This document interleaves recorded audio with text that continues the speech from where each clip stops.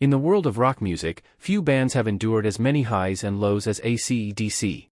Their signature sound, loud, raw, and electrifying, made them one of the most successful rock bands of all time. But in 1980, at the peak of their global rise, tragedy struck. The death of frontman Bon Scott could have spelled the end of AC/DC. Instead, it marked the beginning of one of rock's most improbable and triumphant second acts. This is the story of AC/DC's survival after tragedy, the story of the Brian Johnson era. By the late 1970s, AC/DC had become a dominant force in hard rock. Led by brothers Angus and Malcolm Young, the band carved out a gritty, bluesy sound that combined raw guitar riffs with cheeky lyrics and unrelenting energy. At the center of it all was Bon Scott, a wild-eyed, whiskey-soaked frontman with a raspy voice and a devilish charm that made him iconic. Their 1979 album Highway to Hell had propelled them to global fame. AC/DC was on the brink of superstardom. But in February 1980, everything changed. After a night of heavy drinking in London, Bon Scott was found dead in a friend's car. The official cause of death was acute alcohol poisoning. He was only 33 years old. Scott's death left the band, and the rock world, in shock. For fans, it was a devastating loss. For AC/DC, it was potentially career-ending. In the aftermath of Scott's death, the future of AC/DC hung in the balance. The Young brothers and the rest of the band were heartbroken. Losing a bandmate and close friend under such circumstances made continuing seem impossible. But something unexpected happened. Bon Scott's family reportedly encouraged the band to carry on. They believed Scott would have wanted the music to live on. The band, though grieving, slowly began to consider the idea of continuing, with a new frontman. It was a risk. Replacing a beloved singer in any band is difficult. Replacing Bon Scott, a frontman with such a distinctive voice and presence, seemed nearly unthinkable. Whoever stepped in would face enormous pressure and inevitable comparison.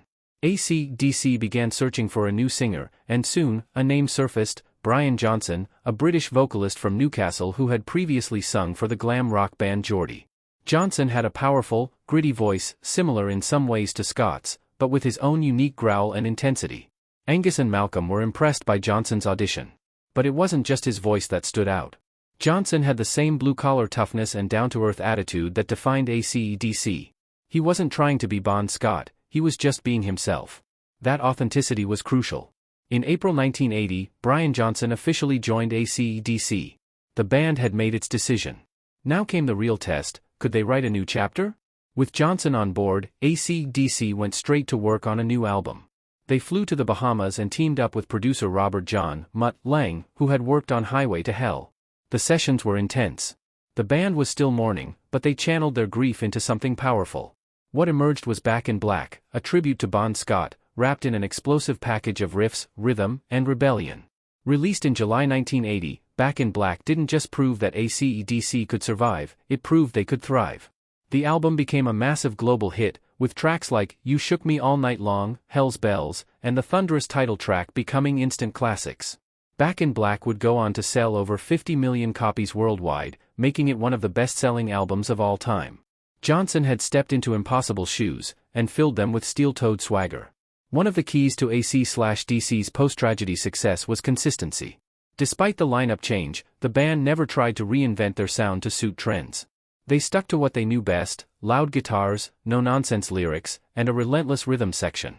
Throughout the 1980s, AC/DC released a string of albums: For Those About to Rock We Salute You, 1981, Flick of the Switch, 1983, Fly on the Wall, 1985, and Blow Up Your Video, 1988. While none matched the earth-shaking success of Back in Black, each album kept the band alive and kicking. They toured constantly, building a loyal fanbase that appreciated their grit, simplicity, and refusal to sell out. Johnson's voice became a defining part of the AC/DC sound: raw, powerful, and built for stadiums. Just when critics were ready to count AC/DC out, the band roared back with the 1990 release of The Razor's Edge. The album included the smash hit Thunderstruck, which became one of the most recognizable guitar intros in rock history. The Razor's Edge marked a resurgence in AC/DC's popularity. The band had evolved slightly: cleaner production, sharper hooks, but they hadn't compromised their core identity. Johnson was now firmly established as more than just a replacement. He was the voice of a new era. Through the 90s and early 2000s, AC/DC continued to record and tour, steadily growing their legacy while the music industry around them shifted toward grunge, pop, and hip-hop. It didn't matter. AC/DC remained a powerhouse because they stayed true to their brand of rock and roll. The Brian Johnson era wasn't without its challenges. In 2003, the band was inducted into the Rock and Roll Hall of Fame, a moment of validation that solidified their place among the greats. But behind the scenes, personal struggles and internal pressures mounted. Johnson, in particular, faced a massive hurdle in the mid-2010s, hearing loss. Years of deafening stage performances had taken a toll, and by 2016, doctors warned that continuing to tour could cause total hearing loss. With deep regret, Johnson had to step away from live performances. AC/DC's longtime friend Axl Rose, of Guns N' Roses fame, stepped in to help finish their tour. But fans and bandmates alike hoped this wasn't the end of the road for Johnson. In a stunning turn of events, Johnson underwent treatment involving experimental hearing technology that allowed him to return to music. In 2020, AC/DC released Power Up, a new album featuring Johnson, marking a powerful reunion of the classic lineup. Power Up was more than just a new album, it was a victory lap. Dedicated to Malcolm Young, who had passed away in 2017, the record captured everything fans loved about AC/DC: grit, power, and soul. It debuted at number 1 in 21 countries, proving that the band's fire was far from extinguished. Brian Johnson had once again led the band through a moment of adversity, emerging stronger than ever. When Brian Johnson joined AC/DC in 1980, many assumed he was a temporary solution, a stopgap after tragedy. Instead, he became a cornerstone of the band's identity. Over 4 decades, he helped AC/DC release iconic music, fill stadiums around the world, and become one of the most durable rock bands in history. Here's what the Brian Johnson era means to rock history. AC/DC didn't crumble after Bon Scott's death. They regrouped, reloaded, and came back bigger than ever. Johnson never tried to replace Scott, he honored his legacy while forging his own path. With Johnson, AC/DC stayed relevant across decades, releasing hit albums in the 80s, 90s, 2000s, and even into the 2020s.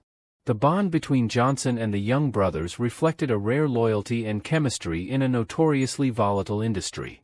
AC/DC's journey after Bon Scott's death could have ended in silence.